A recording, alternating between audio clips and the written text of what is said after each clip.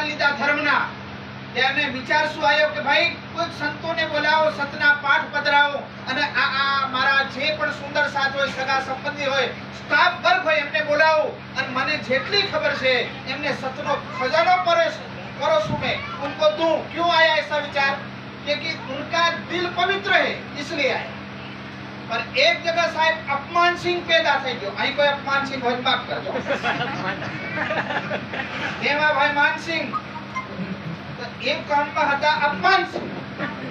अपमान सिंह નો અર્થ એમ આપણે ગામમાં પણ अपमान सिंह કોઈ નામ રખાય નહીં, રાખે નહીં રખાય, પણ એક જગ્યાએ એવો કાકા હતા, એમાં થયું એવું कई जगह अपने गांव में नाम अपमान सिंह हो, काम हारा करता हो, काम बहुत हारा हो।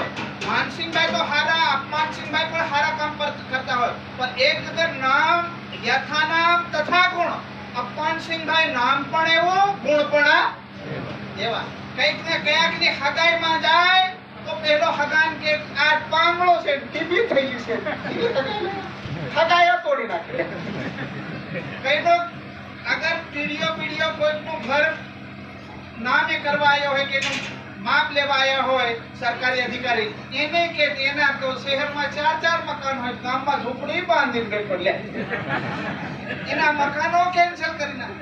कोई नो अगर खेतर में ट्यूबवेल के कूવો खोदवा माटे कोई सरकारी अधिकारी हो एम के आओ एना बन्ने खेतरनी वचमा नदिया निकले एने ट्यूबवेल लगावी ले।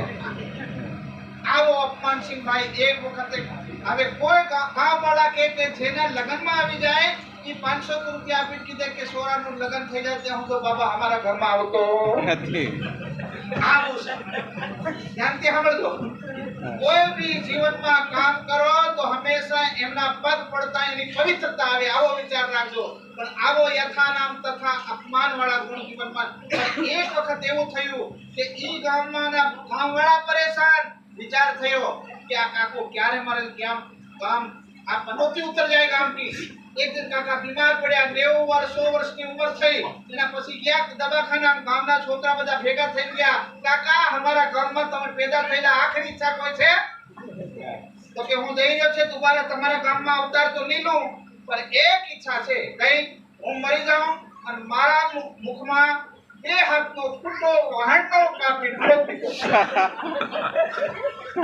આવું કરાય ના કરાય, પણ કાકાની ઈચ્છા એને બીજી વાર જન્મ લીધો તો એટલે છોકરાએ કીધું જીવતા નો ઠોકાય મુખમાં આ ફૂટો માર્યા પછી હું કોઈ દિક્કત છે? કાકો પાછો આવી ગયો તો ગામમાં फिर से आ गया तो मैंने कहा ठीक है भैया मर गए, जोमनिया मान्या नहीं, खूंटो ठोक्यो और एवा खूंटो ठोकेला है एने पासा तमे कफन ओडाडो केवो लागे घोड़ी जेवो। फटाफट एमने अंतिम यात्रा काढीने पासा हाईवे अंतिम यात्रा लई गया ने એટલા ખાતાવાળાની ગાડી આવે પોદાર સાહેબ જમાદાર સાહેબ તમને શું કે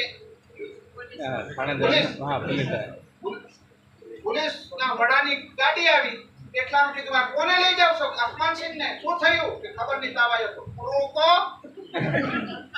ભાઈ ઉતાર્યા તા ખૂટો આ કોને ઠોક્યો? ગામ વાળાએ